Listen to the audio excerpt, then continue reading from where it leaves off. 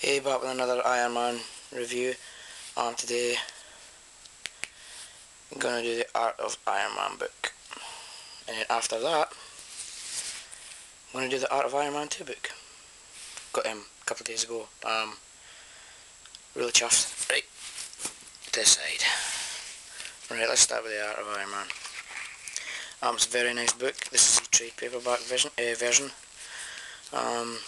Really nice. Let's get stuck in. Really nice pictures of the film, and really nice pictures of obviously concept art of Iron Man.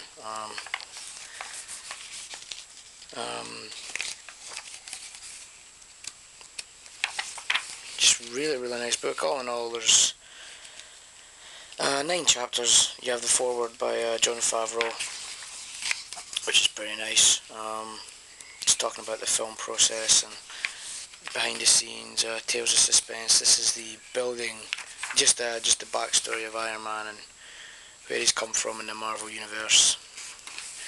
And many armors of iron. This is the chapter obviously about building the Mark 1, building the Mark 1, building the Mark 2, and then eventually building the Mark 3, and just through the process that they went into making the Mark 3. It's really nice. One thing I didn't know is they had actually created the Mark 3 armor before they made anything else. They actually made the Mark 3. It tells you in the book here that they created the concept for the Mark 3 armor, and then they reversed engineered to make a Mark 1 armor. They went backwards, so it was kind of cool. Like I say, nice book. A lot of behind the scenes images and actual movie stills as well. And one of the main reasons that here we go into the Mark 3. One of the main reasons I really like this book is that I am a big fan of Adi Granoff, and he does a lot of nice art in this book. I'm a big fan of Adi Granoff ever since Iron Man Extremis, actually. And he was the reason. He was pretty much the reason why I bought Iron Man Viva Las Vegas 1 and 2. I bought them off eBay, and they were actually signed. Well, they might not be, but they said they were signed by Adi Granoff, and it does look like his signature, so I believe the guy. Just nice pictures again of Iron Man in the process of the Mark 3 and everything they went through. I like this page actually. This is a concept armor. That's meant to be his stealth armor, but in the new line of figures it looks like his hyper velocity armor. That's just a sketch. There's the deep dive armor figure, and this is really cool. This is actually a concept drawing of War Machine from the first film, and he just hasn't changed a bit. He still looks the exact same, which I thought was quite cool. Next chapter, Armor Wars. This was the building of the Crimson Dynamo to begin with. He was going to be the Crimson Dynamo, but they eventually changed to Obadiah Stane. You could see, and obviously the reds. And they were actually, it was going to be the Crimson Dynamo. Quite happy they changed it actually, because I like the fact that he's Ironmonger. And there's a nice concept art picture with Jeff Bridges inside. And I like this actually. This is a tribute to Stan Winston, who was a complete and utter legend in everything he done, from Terminator to Aliens to Jurassic Park, and everything that Stan Winston ever done. And as a very nice tribute to him by his crew. There we go. I like that actually. Technical Support Chapter 3. This is all about his technology in his house, like Jarvis and his workshop down in his garage.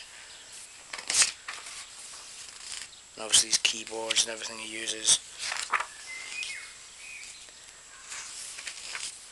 About the HUD system inside his helmet. Nice movie pictures as well.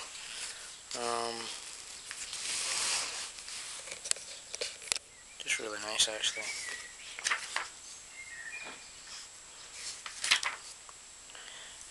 And that's about storing his armour. They obviously had the idea of putting in a suitcase, but it wasn't really recognised until the second film.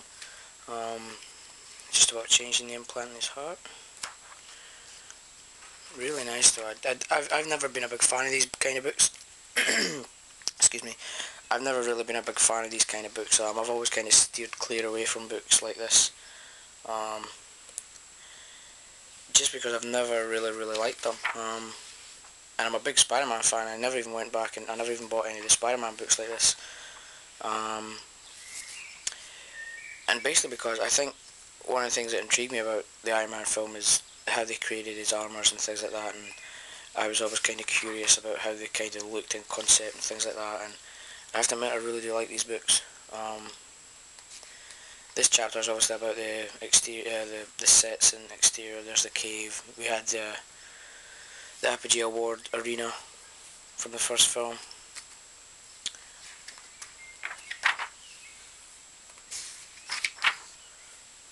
There's his home, the concept about his home in Malibu.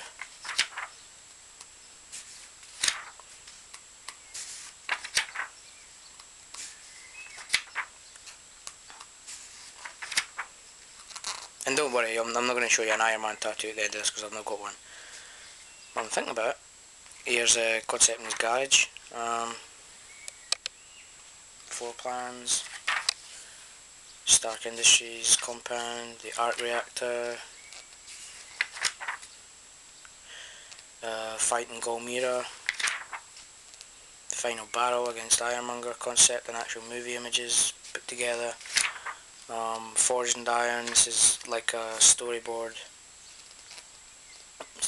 chapter.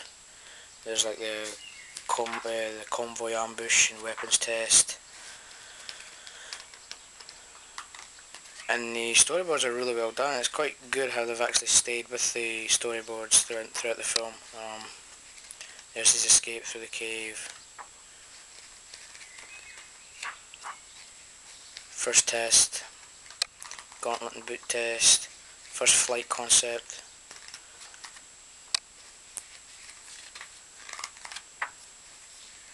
First flight in Mark II. Again, fighting Golmira, storyboards, nice little movie picture up the top there, very nice. It's just a really good book. I'm so glad I bought it. Just more, there's the dogfight with the F-22 Raptors, the rescue of the pilot, and here's where Pepper finds Ironmonger behind the chains.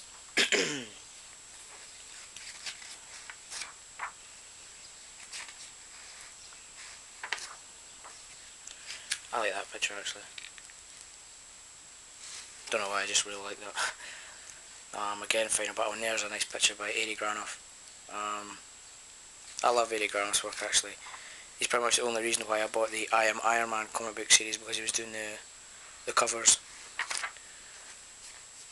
And that's pretty much why I bought it. Well, I say that, but I did want to read the Public Identity. And here's about the arc reactor in his chest, starting from the crude electromagnet powered by the car battery to the sleek, nice one. Nice arc reactor in his chest. There's the Jericho missile. Some more on the Jericho missile and his weapons and his plane. Kind of cheesy that. I'm kind of glad they didn't go with a Tony Stark red and gold car. His motorbike and Obadiah Stane's paralysis thing. Missed a couple of pages. I like this section. Marketing Iron Man. Some really cool unused posters. We know that one was used there, and so was this. But the one's up here, where he's kind of blowtorching the Iron Man helmet. Kind of cool. I saw this in my local cinema and they wouldn't give it to me. It was a standee and it obviously had Iron Man, and these parts here were cut out of cardboard and they were actually placed on top to make it look 3D, and they said they don't give out things like that, and I thought, you suck ass. unused posters there, and that is the final poster for Iron Man. And there's just the bios and acknowledgements. And that's it. Kinda long, but good book nonetheless. Coming up next, Art of Iron Man 2.